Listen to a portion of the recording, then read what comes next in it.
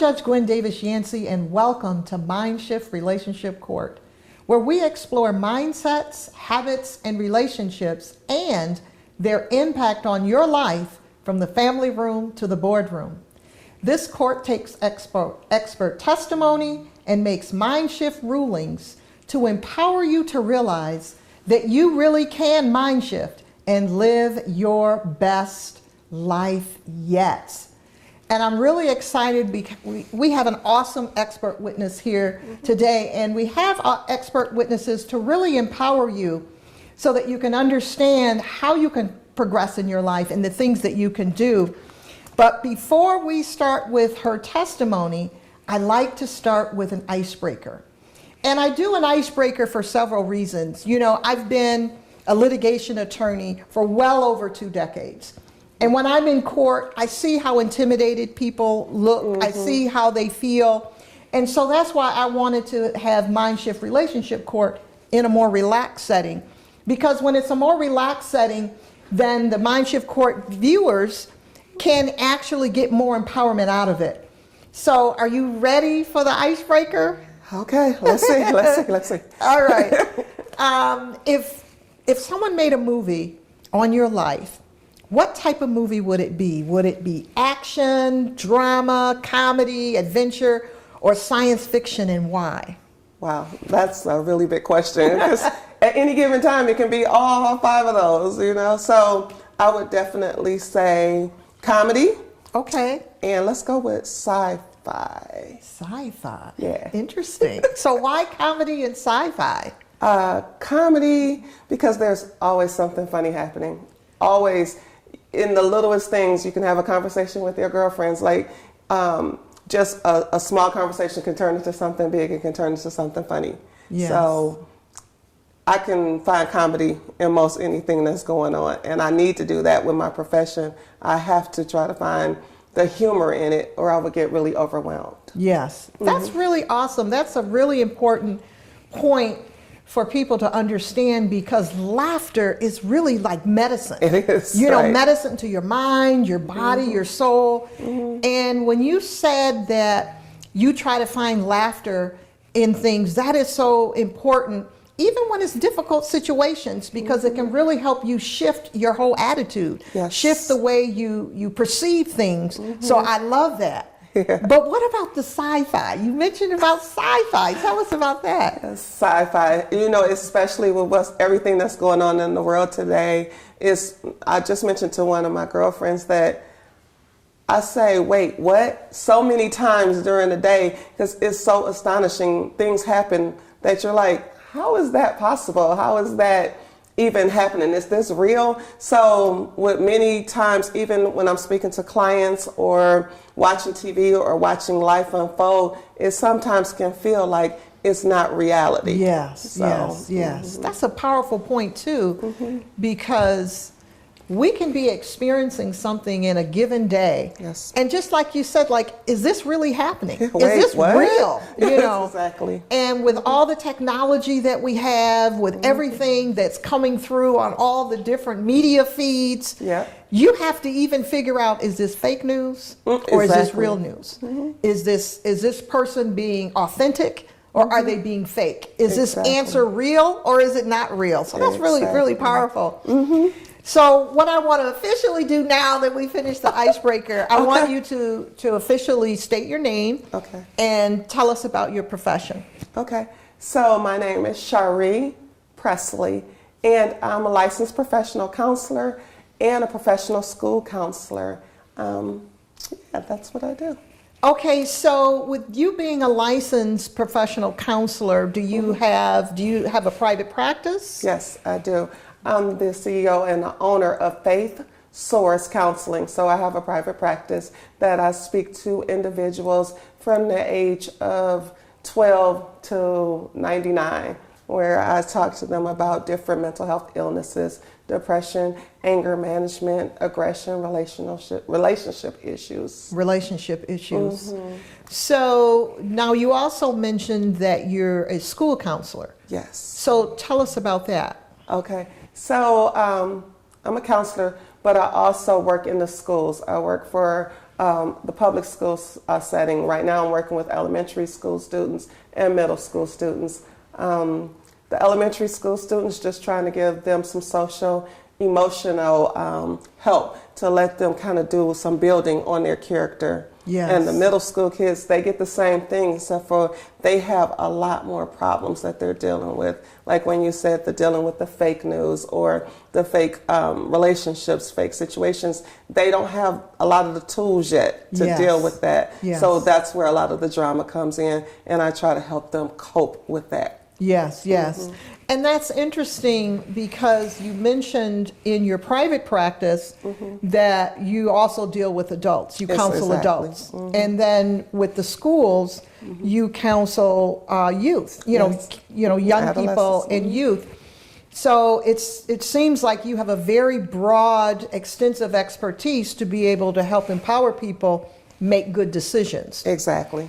That is so with your school counseling, what are some of the issues that seem to be more prevalent with the students in your school counseling? The main thing that's more prevalent for the youth is that they don't have relationships with family members. They don't have anybody to tell them, okay, this is right, this is wrong. Like, and I say that because when you're dealing with children, you have to understand they need balance. Yes, yes. When I was in school, we had that balance of, if I was watching TV, I also had a healthy balance of something. Like now all they get is the reality shows, the fight, the Instagrams. They don't have the other balance to support them. So they need balance. So we're going to get deeper into your expert testimony. Okay. And we're going to finish that in the Mindshift Relationship Courtroom. Ooh. And we're going to take a recess and be right back.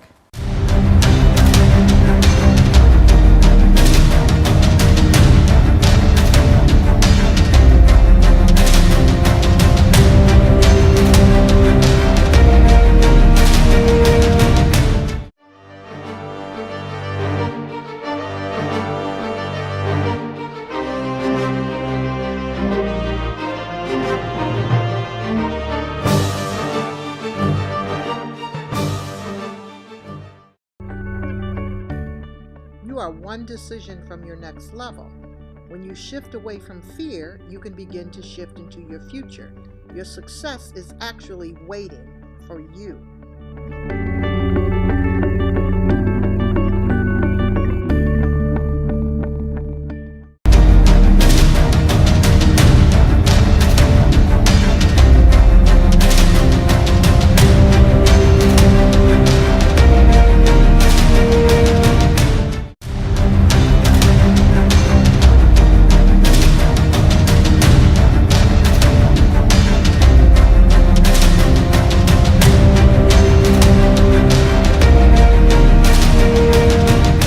I'm Judge Gwen Davis-Yancey of Mindshift Relationship Court, and we are back on the record with our expert, Shaaree Presley. And so, as you know, I do take notes during your testimony, so I do like to let the viewers as well as the expert witness know. And I take notes just like any judge takes notes when they hear a case. I do that because, in particular, we are going to develop the Mindshift exhibit board. And so I pay very close attention to your testimony. And we really appreciate you empowering the Mindshift Relationship Court audience. So I'm going to call your case officially, calling case number 2019-223-7. And the case name is Overcoming Fear and Procrastination Caused by Relationships. Yes. And so I do want to swear you in, so if you could raise your right hand. Do you agree to tell the truth, the whole truth, and nothing but the truth, to empower the Mindshift Relationship Court viewers to the best of your ability? I will. Okay, awesome. So will you state your name for the record and your profession? Shaaree Presley, licensed professional counselor, school counselor, and I am also a motivational, transformational speaker. And I know you testified earlier about having a business. Yes. So can you tell us a little bit about your business? Okay. I do counseling for Faith Soars Counseling, and that's in Michigan. And in that business, I see clients from ages 12 to 99 to help them deal with issues regarding mental health and relationships. So, I know that this case is called Overcoming Fear and Procrastination. Was there anything in your past that contributed to where you are now in terms as a counselor? A lot of things will contribute to your life, but the main thing that I can think of is relationships, and I believe that relationships impact everything that we do. I spoke before about the relationship I had with my mom, where it wasn't a really close relationship, and it sometimes felt kind of adversarial, or and sometimes we don't want to use the words that we really want to say. So I felt a lot of jealousy and animosity growing up, and even to this day with that relationship. So it made me want to move myself to go past people's expectations. Wow, so that actually pushed you. Yeah, it did. So do you find as a counselor that when there are close relationships that are strained, that a lot of people don't get that push, that they actually kind of stay in one place, or they feel something's wrong with themselves? They do. And a lot of times when I'm listening to my clients or even my students, because I'm a counselor at school also, the parent-child relationship or the relationship with other people that they feel like has knowledge of them, be the past them, the now them, or the them that they show people, they believe that when people speak into your heart or your existence, that you are telling them, that they believe that you're saying the truth to them, that you're telling them the truth. And it's just like a story that I read once where it was an alcoholic father in the home and two twins. One twin became an alcoholic, the other one didn't, and they tried to find out what was that correlation. The one twin said, well, I never wanted to be like my father, and the other one said, I did want to be like my father. So just that home environment and seeing something different, I tell a lot of my clients and my students, exposure is the key to us moving forward in our lives. And now that's really interesting, especially that example that you gave, because you talked about two twins, and they took two different roads based on their environment. So that could be difficult because, like you testified to, people become a product many times of their environment. So you also testified in regards to the relationship that you had with your mother. And did that, there are a lot of people that have strained relationships with a parent. Exactly. So what type of advice would you give the Mindshift Relationship Court audience who are experiencing that? A strained relationship with a parent? What type of advice would you give them to be able to shift and still move forward in that relationship? So shifting starts with your mindset. You have to have a vision for your life, regardless of what somebody else is saying about your life. That's why I say you have to sit down and you have to know you. You have to understand what are the things that are making you do what you do. Have a vision. I do vision parties where you make your vision board, and I have my students do vision boards. I have my granddaughter do a vision board. If you don't know where you want to be, you don't have anywhere to start, so you're always fumbling and floundering. So in order to shift your mind, you need to see a different picture of what you want. So start at the end. Even if you think it's so big that it can happen, start at the end and work your way backwards. It's interesting that you say that because, my background has been as a trial attorney. And when you prepare for trial, you want to start at the end. What is it that your client wants to accomplish? Exactly. And fill it in going backwards. And it really isn't going backwards, it's just filling it in, because it helps you move forward. Absolutely. So that is quite powerful. Now, We're talking about relationships, and also I want you to testify to how those relationships can relate to fear and procrastination.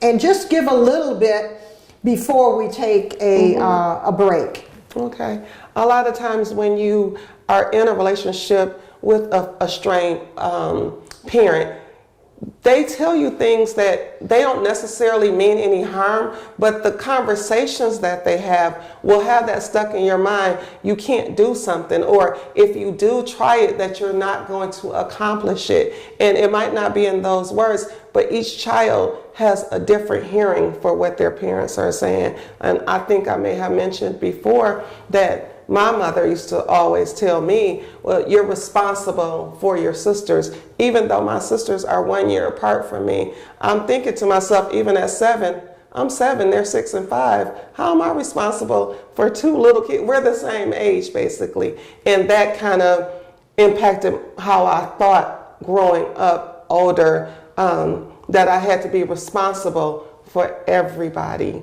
that it was my job to make sure that other people's lives were okay and on the right road. And that puts a lot of fear that you're going to make a mistake, and that also puts a lot of fear that or procrastination, that let me not make this decision, because if I make a decision for myself, I'm making it for 2 other people, and I don't want to have all that overload on me.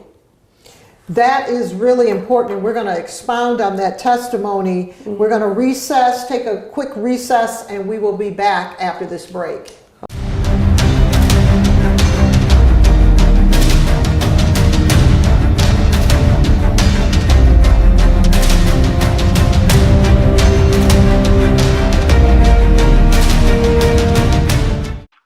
There's a secret to developing a powerful, cohesive team.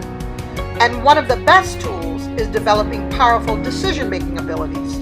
This can be accomplished by utilizing the Mindshift power factors, which will increase focus, motivation, and confidence. And when you do this, decision-making abilities will also increase. So the secret to a powerful, cohesive team is powerful decision-making abilities, and it all starts with a mind shift.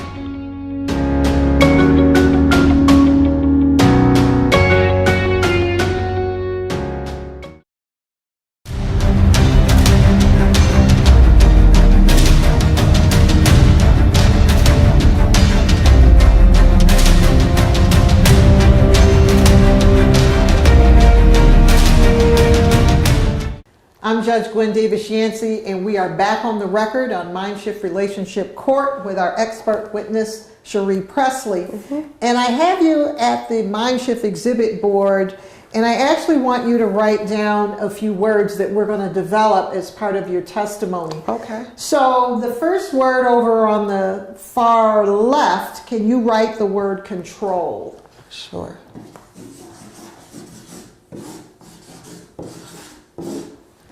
And under that word, can you write their life?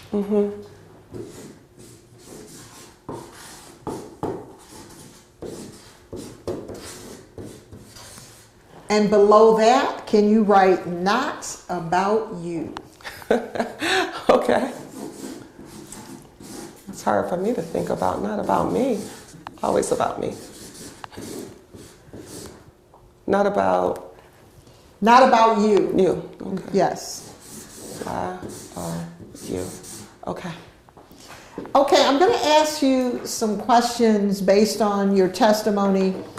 And I know you talked about fear and how certain things and certain relationships and statements that are made by people that you have relationships with cause a certain level of fear. Absolutely. So what type of advice would you give the Mindshift Relationship Court audience about being able to have control over fear that is caused by those types of relationships? Okay.